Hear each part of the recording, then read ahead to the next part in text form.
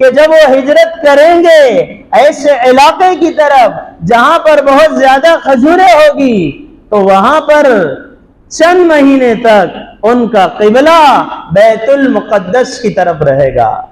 چنانچہ بخاری شریف کی روایت میں ہے حضور صلی اللہ علیہ وسلم نے 16 یا 17 مہینے بیت المقدس کی طرف رک کر کے نماز پڑھی ہے، اور پھر آگے یہ بات لکھی ہوئی تھی اللہ ان کے قبلے کو پھر بدل دے گا۔ آپ آئے نہیں، علامات بتا دی گئی، یہاں تک کہ علامات کتابوں میں لکھی ہوئی تھی کہ وہ نبی ہدیے کو قبول کرے گا اور وہ نبی صدقے کو قبول نہیں کرے گا۔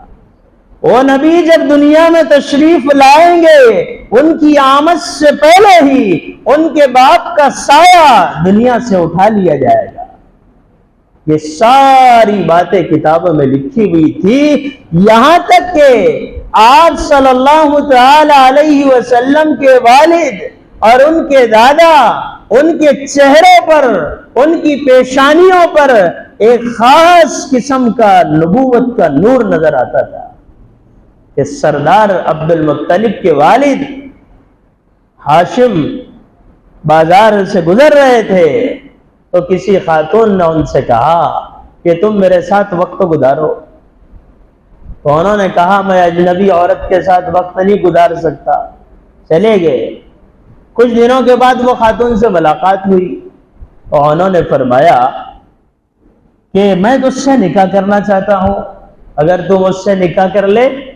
تو اس نے کہا نہیں، اب میں تجھ سے نکاح نہیں کر سکتی، نہ تیرے ساتھ وقت گزار سکتی، اس لیے کہ تیرا سلمہ سے نکاح ہو گیا، اور جو تیری پیشانی پر مہر، تیری پیشانی پر نبوت کا نور تھا کہ تیری نسل کے اندر ایک نبی آنے والا ہے، وہ نبیوں کا بھی امام ہوگا، وہ نبیوں کا سردار ہوگا، وہ جو تیرے ذریعے سے آنے والا ہے وہ اب منتقل ہو گیا سلمہ کی طرف، اس لیے میں تجھ سے اب نکاح نہیں کر سکتی۔ یہی واقعہ، اسی طریقے کا واقعہ اور اسی طریقے کا قصہ محمد الرسول اللہ صلی اللہ تعالی علیہ وسلم کے والد حضرت عبداللہ کے ساتھ پیش آیا۔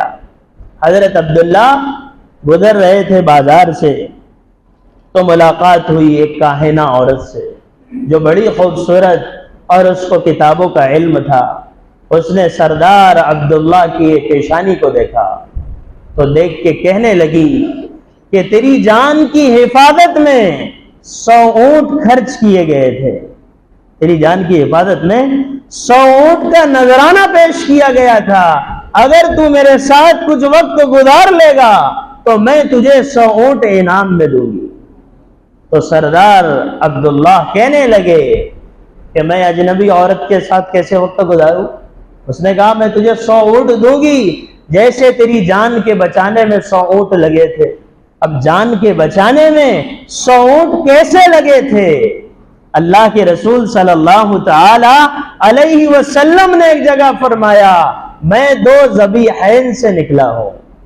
میرے دادا حضرت اسماعیل علیہ السلام کے اوپر بھی چھری چلائی جا رہی تھی، لیکن اللہ نے چھری کو چلنے سے روک دیا تھا کہ آپ کے سلسلے نسب میں حضرت اسماعیل علیہ السلام بھی ہے، اور میرے والد عبداللہ کو بھی قتل کیا جانا تھا، اللہ نے ان کی حفاظت فرمائی۔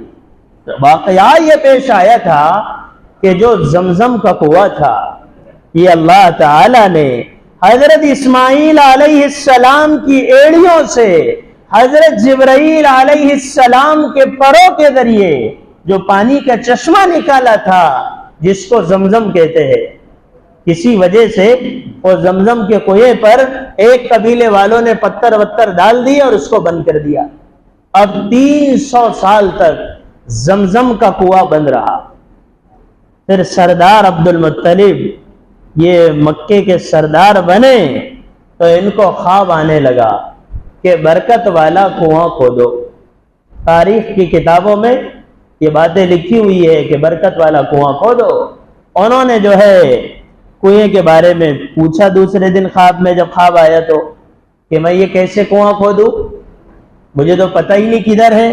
تو ان سے یہ کہا گیا کہ آپ بیت اللہ میں بیٹھنا، ایک پرندہ آئے گا اور وہ جس جگہ ٹھونگ مارے تو سمجھ لینا یہیں پر برکت والا کنواں ہے۔ اب حضرت سردار عبد المطلب، ان کا ایک ہی بیٹا تھا، اس بیٹے کا نام حارث تھا۔ یہ دونوں مل کر جب بیت اللہ میں بیٹھے، ایک پرندہ آیا، کوا آیا، اور اس نے ایک جگہ 3 مرتبہ ٹھونگ لگائی۔ انہوں نے وہاں پر کھودنا شروع کیا تو سارے مکے کے اپنے جو رشتہ دار تھے ان سے بھی کہا کہ یہ پرانا کنواں ہے زمزم کا، یہ برکت والا پانی ہے، یہ مجھے کھودنے کا کہا گیا خواب کے اندر، تم میرا ساتھ دو۔ تو سب نے کہا یہ پہاڑی علاقہ ہے، زمانہ گزر گیا، اب تو وہ ختم ہو گیا، مٹ گیا، ہم تمہارا ساتھ نہیں دیں گے کھودنے میں۔ تو یہ باپ اور بیٹا دونوں یہ کام کرنے لگے۔ اب کام کر رہے ہیں، کنواں کھودنے کی کوشش کی جا رہی ہے، اور اللہ رب العزت اس کنویں کو دوبارہ جاری کرنا چاہتا ہے۔ اب جب دونوں کام میں مشغول تھے اور پہاڑی جگہ تھی، کھودتے کھودتے تھک گئے، تو کھودتے کھودتے تھک کر بیت اللہ کے صحن میں بیٹھے، اور ان کی زبان سے جملہ نکلا کہ میرے پاس تو ایک ہی بیٹا ہے، اگر مجھے 10 بیٹے ہو گئے تو میں ایک بیٹے کو اللہ کے نام پہ قربان کر دوں گا، اس لیے کہ اگر بیٹے زیادہ ہوتے تو میرا کام میں ساتھ دیتے، تعاون کرتے، مدد کرتے۔ یہ انہوں نے جو ہے منت ظاہر کی اللہ تعالیٰ کے سامنے کہ اگر مجھے 10 بیٹے ہوئے تو ایک بیٹے کو اللہ کے نام پہ قربان کر دوں گا۔ اب وقت گزرا، زمانہ گزرا، اللہ نے وہ کنویں کو جاری کر دیا، زمزم کا پانی جاری ہو گیا۔ اب سارے لوگ وہ پانی استعمال کرنے لگے، وہ جو برکات اس پانی کی تھی وہ برکات ظاہر ہو گئی۔ اب ایک وقت گزرنے کے بعد سردار عبد المطلب کو خیال آیا کہ میں نے ایک منت مانی تھی،